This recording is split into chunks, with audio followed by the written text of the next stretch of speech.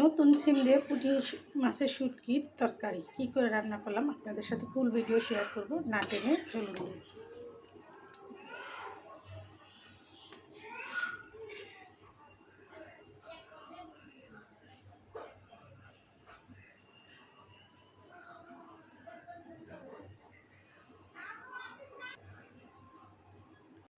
তো সিম দিয়ে শুটকি তরকারিটা আমার এখানে হয়ে গেছে, আমি এখন নামিয়ে নিব। আর আপনাদের সাথে ফুল ভিডিওটা শেয়ার করলাম, না টেনে দেখবেন। আর এরকম সুস্বাদু সিম দিয়ে তরকারি রান্না করে খাবেন। আর নতুন নতুন ভিডিও পেতে সাথেই থাকবেন।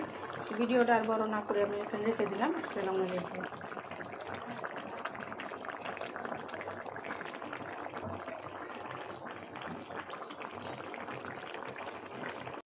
তো চলে আসলাম রান্না করে।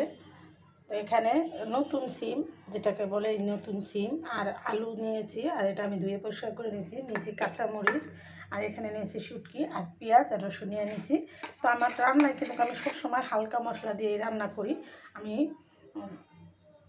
হালকা মশলা বলতে পেঁয়াজ রসুন হলুদ মরিচ দিয়েই রান্না করি, আর বেশি কিছু মশলা দিই না। তো আমি মশলাগুলো আদার মরিচ পেঁয়াজ আর রসুন একসাথে ব্লেন্ড করে নিব। আর আমার বাসা আমি সাইরা দিব, এটা তো জানেন, আপনাদের সাথেও ভিডিওতে শেয়ার করছি। তো আমি এখানে একটা নতুন চুলা নিয়ে আসছি, তো এটাতে আমি রান্না বাড়া করতেছি নতুনভাবে আবারও। তো মানুষের জীবনে কত কিছুই ভাঙা গড়ার জীবন, অনেক কিছুই বদলায়। তো আমিও চুলাটা পাল্টাই নিলাম। এখানে ডাল রান্না করতেছি, আর শুটকি তরকারিটাই রান্না করব। কিভাবে রান্না করব সম্পূর্ণটা কিন্তু আপনাদের সাথে শেয়ার করব, না টেনে চলুন দেখি। তো আমি এটা একটা ব্লেন্ডার করে নিব। কাঁচামরিচ আর পেঁয়াজ রসুনটা আমি হালকা ব্লেন্ড করে নিচ্ছি, আর শুটকিগুলো আমি কাটা মাথা ফেলে দিয়ে পরিষ্কার করে নিচ্ছি। আমি এখন ধুয়ে বাগারে দিব। আগে শুটকিটা ধুয়ে নিই। আমি শুটকিগুলো ধুয়ে পরিষ্কার করে নিচ্ছি। আমি শুটকিগুলো তেলে দিয়ে দিব।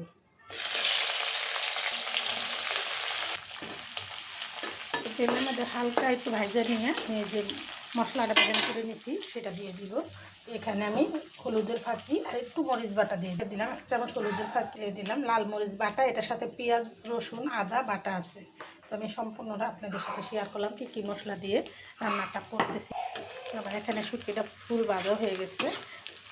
এটা এরম দেশে যখন এখন নতুন মাছ উঠছে, সেই শুটকি আছে না, ওগুলা আমি বাজার থেকেই নিয়ে আসছি, আমার কেউ দেয় নাই। আমি এটা কিনা নিয়ে রান্না করছি। আর গ্রাম দেশে গেলে তো এই শুটকিটা মনে করেন অ্যাভেলেবেল পাওয়া যায়। আমি এখানে মশলাটা দিয়ে দিই।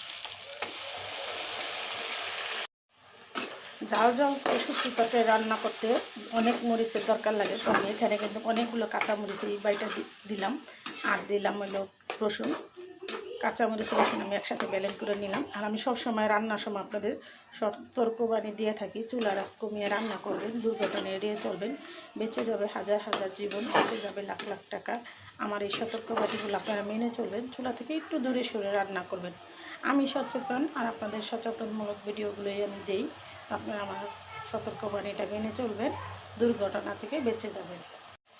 মশলাটা কষানোর জন্য আমি ব্লেন্ডার বাটিটা ধুয়ে একটু পানি দিয়ে দিলাম। মশলাটা আমি ভালো করে 5 মিনিট কষাবো। আর আমি সবসময় কাঁচামরিচের তরকারিটাই বেশি খাই। কাঁচামরিচের তরকারিটা খেতে যেমন স্বাদ, স্বাস্থ্যের জন্য অনেক উপকার, এটাতে অনেক পুষ্টিগুণ আছে। আর কাঁচামরিচের তরকারির কালারটা কিন্তু একদম সবুজ থাকবে। সিম শাক যাই রান্না করি আমি এটার মধ্যে কাঁচামরিচটাই বেশি দিই। তো আমি কাঁচামরিচ দিয়ে রান্নাতেছি, আপনারা এরকম কাঁচামরিচ দিয়ে তরকারি একবার হলেও রান্না করে খেয়ে দেখবেন। তো শুটকি সহ মশলাটা আমার কষানো হয়ে গেছে। এখানে আমার পরিমাণ মতো আমি নুন দিয়ে দিলাম। এখন দিয়ে দেবো আমি আলু।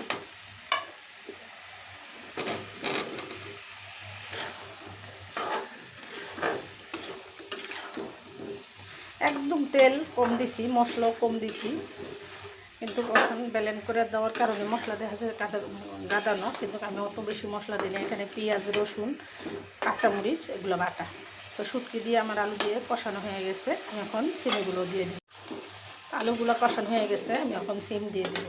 তো আমি সব সময় রান্নার আগে সিম কাইটা পানিতে ভিজায় রাখি। সিম বেগুন শাক এগুলা কাইটা পানিতে ভিজায় রাখি। পোকামাকড় থাকলে এগুলো বাড়িয়ে যায়, রান্না করলে পরে আর পোকা থাকে না। তো আপনার এখন নতুন সিম না দিয়া করলেও চলবে, তারপরও আমি দুইয়া কেটে পানিতে ভিজিয়ে রাখি।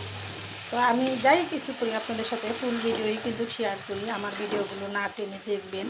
আপনাদের যেহেতু উপকার হয় সেরকমই আমি একটা ভিডিও তৈরি করি যে আমি যেরকম রান্না করে খাই আমার মতো যদি কেউ রান্না করে খেতে চান তো অবশ্যই আমার ভিডিওগুলো না টেনে দেখবেন আর এরকম সুস্বাদু রান্না করে খাবেন। এখানে আমি সিম আলু শুটকি দিয়ে রান্না করলাম, বেগুন আর সিম আলু শুটকি তরকারি।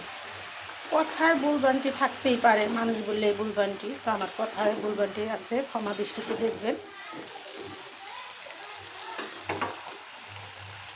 আমি এটাতে ঝোল দিয়ে দেবো আর এটা আমি মাখো মাখো ঝোল করে রান্না করবো। শুটকিতে কিন্তু ঝোল খাওয়া যায় না, সামান্য একটু মাখো মাখো রাখবো। দেখেন কালারটা কি সুন্দর সবুজ আসছে।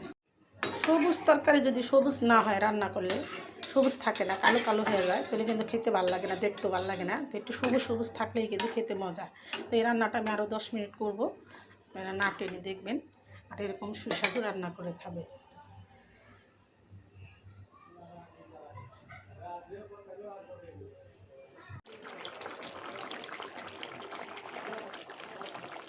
আমি এখন কিছুটা ধনে পাতা দিয়ে দিব। আমার তরকারিটা এখানে রান্না হয়েছে হাফ, আর একটু রান্না করব, তো ধনে পাতাগুলো দিয়ে দিব। আর এখন নতুন ধনে পাতা উঠছে, এখন কিন্তু সবার ঘরে ঘরেই বেশি বেশি ধনে পাতা খাবেন। ধনে পাতা কিন্তু স্বাস্থ্যের জন্য অনেক ভালো। দেখেন কি গাঢ় সবুজ পাতাগুলো।